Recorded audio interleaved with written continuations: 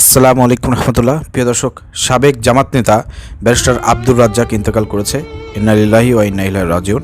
প্রিয় দর্শক, এই মরহুমের জানাজা আজকে বাদ ঈশা ধানমন্ডির তাকওয়া মসজিদে অনুষ্ঠিত হবে এবং আগামীকালকে 11টায় সুপ্রিম কোর্ট প্রাঙ্গণে অনুষ্ঠিত হবে। আপনারা মরহুমের এই জানাজার সময় এবং দিন তারিখ এটা একটু প্রচার করে দেবেন, এটা আপনাদের কাছে রিকোয়েস্ট থাকবে। প্রিয় দর্শক, কেন ব্যারিস্টার আব্দুর রাজ্জাককে সাবেক জামাত নেতা কেন বলা হচ্ছে, এর পিছনে কিছু কাহিনী আছে, আপনাদেরকে একটু আমি বলবো বিস্তারিত।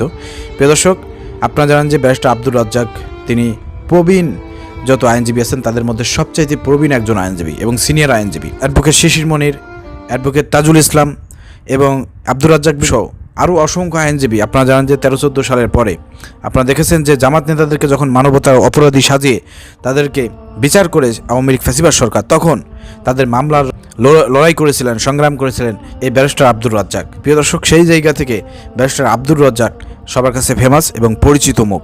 জামাত ইসলামের নেতাকর্মীদের কাছে কিন্তু তিনি একজন প্রিয় মুখ। যদিও তিনি মাঝখানে বিদেশে যাওয়ার পরে ওপেনে তিনি ভিডিও বার্তার মাধ্যমে জামাত ইসলাম তিনি পদত্যাগ করে এবি পার্টিতে যোগদান করেছিলেন। পরবর্তীকালে তিনি এবি পার্টি থেকেও পদত্যাগ করেছেন। প্রিয় দর্শক, রিসেন্টলি আপনারা জানেন যে 5 আগস্টের পরে ব্যারিস্টার আব্দুর রাজ্জাক যখন দেশে আসেন, তখন বাংলাদেশ জামাত ইসলামের নেতাকর্মীরাই তাকে এয়ারপোর্টে রিসিভ করে সংবর্ধনা দেয়। তখন থেকেই হয়তো তার মনের মধ্যে একটা চিন্তাভাবনা ছিল তিনি আবার হয়তো নতুন করে জামাত ইসলামীতে যোগদান করে ইসলামী আন্দোলনের জন্য কাজ করে যাবেন, ইসলাম প্রতিষ্ঠায় তিনি কাজ করে যাবেন।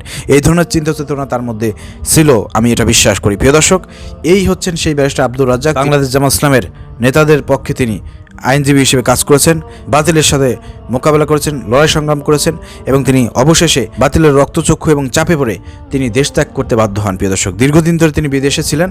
রিসেন্টলি 5 আগস্টের পরে দেশে আসার পরে তিনি শারীরিকভাবে অসুস্থ ছিলেন, কিন্তু আমরা বিশ্বাস করি তার মন মস্তিষ্ক ইসলামী আন্দোলনের জন্য ছিল, জামাত ইসলামের সাথে ছিল।